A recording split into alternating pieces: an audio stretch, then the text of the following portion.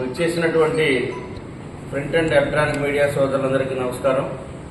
ఈరోజు ముఖ్యంగా ఈ యొక్క ప్రెస్ మీట్ ముఖ్య ఉద్దేశం రాష్ట్ర ప్రభుత్వం కూటమి ప్రభుత్వం ఏర్పడిన తర్వాత సూపర్ 6లో భాగంగా మరి 5 కార్యక్రమాలని అమలు చేసుకుంటూ 5వది శ్రీ శక్తి ఉచిత బస్సు ప్రయాణ కార్యక్రమాన్ని మన ఆగస్టు 15వ తారీఖుని ప్రారంభించడం జరిగింది. నేటికి 5 రోజులు కావస్తా ఉంది. ఈ రోజు మినహా 4 రోజులు కూడా మన రాష్ట్రంలో ఉన్నటువంటి మహిళా సోదరీమణులు ఈ యొక్క స్కీమ్ని చాలా గణనీయంగా వినియోగించుకోవడం జరిగింది. అదేవిధంగా మొదట్లో ఇటువైపు భద్రాచలం వైపు వెళ్ళేటువంటి బస్సుల్లో కొన్ని మండలాలు కవర్ అవ్వట్లేదంటే ఏలూరు ఎంపీ గారు మా దృష్టి తీసుకొస్తే ఏమంటే దాన్ని 2వ రోజున రెక్టిఫై చేసి అక్కడ వరకు ఫ్రీగా వెళ్లే విధంగా తెలంగాణ బోర్డర్ వరకు కూడా ఫ్రీగా వెళ్లే విధంగా చర్యలు తీసుకుని జరిగింది. మరి 4 రోజులు మనం చూసినట్లయితే మొదట 15వ తారీఖుని చూసుకుంటే ఆ రోజు ఈవినింగ్ ప్రారంభమైంది కనుక 76,430 మంది ఆ ఒక్కరోజు జరిగింది. ఇక 2వ రోజు నుంచి 16వ తారీఖుని చూసుకుంటే 10,84,000 మంది 2వ రోజు మొత్తం ఆంధ్రప్రదేశ్లో ఫ్రీ బస్సుని వినియోగించుకున్నటువంటి మహిళా సోదరులు. 17వ తారీఖు చూసుకుంటే 15,47,000 మంది 17వ తారీఖున ప్రయాణం జరిగింది.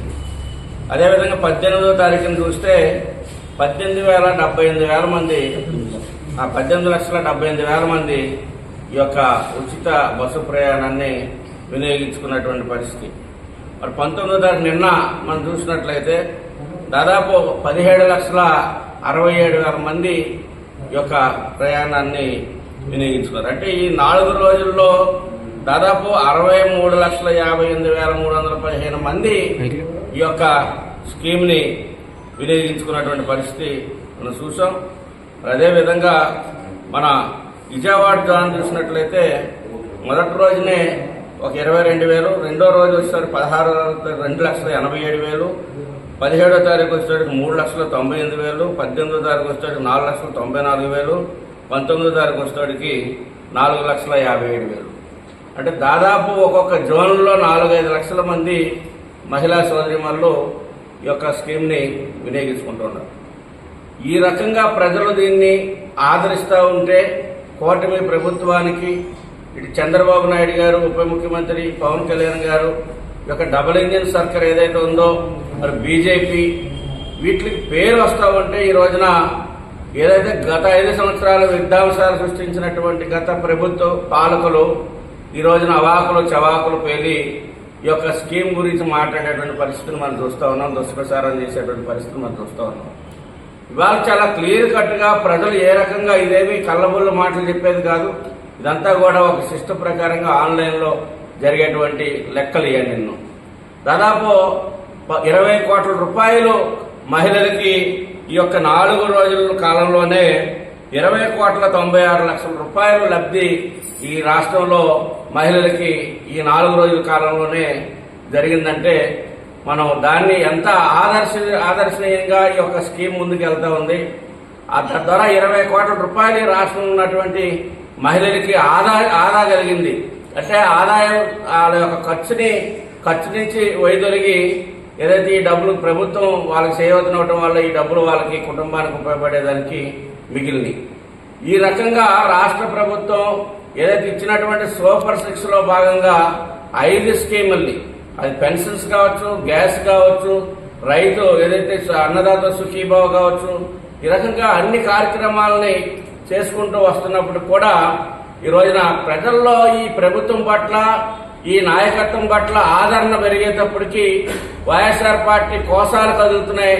ఇంకా ఉన్నటువంటి ఓటింగ్ శాతం పడిపోతామో, ఈ 11 సీట్లు కూడా మాకు రావేమో నెక్స్ట్ వచ్చేటప్పటికి అనేటువంటి ఒక భయాందోళనలోకి వైఎస్ఆర్ పార్టీ నాయకత్వం నెట్టబడింది.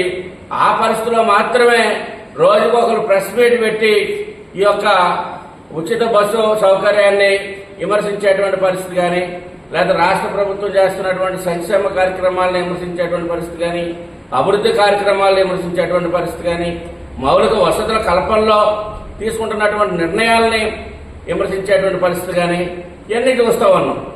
అందుకని రాష్ట్ర ప్రజానీకం గమనిస్తూ ఉంది. ఏ ప్రభుత్వం అయితే వచ్చినటువంటి సంవత్సరం 2 మాసాల్లోనే ఇన్ని కార్యక్రమాలు తీసుకొస్తూ ఒకవైపున గాడి తప్పినటువంటి ప్రభుత్వాన్ని, యంత్రాంగాన్ని గాడిలో పెట్టి ఆర్థిక వనరులు ఏ రకంగా పెంచుకోవాలి, ఏ రకమైనటువంటి మనం ఇచ్చినటువంటి హామీలు నిలబెట్టుకోవాలి, రాష్ట్రంలో ఉన్నటువంటి యువతి యువకుల యొక్క భవిష్యత్తు ఏ రకంగా తీర్చిదిద్దాలి అనేటువంటి యాంగిల్లో ఈ రోజున రాష్ట్ర ప్రభుత్వం ఆలోచన చేస్తూ ఉంటే దానికి సహకరించవలసింది పోయి ప్రతిపక్షం అనేది బలమైనటువంటి ఆలోచనలు ఇవ్వాలి, ప్రతిపక్షం అనేది బలమైనటువంటి ప్రజల పక్షాన పోరాడాలి, ప్రజల సమస్యల్ని డిమాండ్గా తీసుకొని అసెంబ్లీకి వెళ్లి వాదించాలి తప్పించి బయట ఉండి అవాకులు చవాకులు పేలేటువంటి పరిస్థితిని ఇప్పటికైనా కానీ ఆ పార్టీ నాయకత్వం విడనాడాలి. రాష్ట్ర ప్రజలందరూ కూడా దీన్ని ఆదరించి ఈ స్కీమ్ని దిగ్విజయంగా నిరంతరం కొనసాగే విధంగా, ఇంకా లక్షలాది మంది యొక్క స్కీమ్ని వినియోగించుకునే విధంగా ఆర్టీసీలు అనేకమైనటువంటి సంస్కరణలు వస్తూ ఉన్నాయి. రాబోయే రోజుల్లో ఇంకా ఎలక్ట్రికల్ బస్సులు వస్తూ ఉన్నాయి. అన్ని రకాలుగా ఎక్కడ కూడా ప్రజలకి ఏ రకమైనటువంటి ఇబ్బంది లేకుండా, అసౌకర్యం లేకుండా మరి గడిచిన ఈ 4-5 రోజులు కూడా ఎక్కడ ఏ రకమైనటువంటి తోపులాట్లు కానీ, కొట్లాట్లు కానీ, ఇంకో రకమైనటువంటి విధానాలు లేకుండా పిన్అప్ సైలెంట్ గా చాలా చక్కగా ఈ యొక్క స్కీమ్ని రాష్ట్రంలో ఉన్నటువంటి మహిళా సోదరీమణులందరూ కూడా వినియోగించుకుంటున్నారు. వారందరికీ కూడా అభినందనలు తెలియజేస్తా ఉన్నాం. రాష్ట్ర ప్రజానీకం యొక్క ఆశీస్సులో, వారి యొక్క ఆలోచనలో, వారి యొక్క మంచి సూచనలు ఈ ప్రభుత్వానికి, నాయకత్వానికి, కూటమి ప్రభుత్వానికి అందించాలని చెప్పేసి మీడియా ద్వారా కోరుకుంటాం.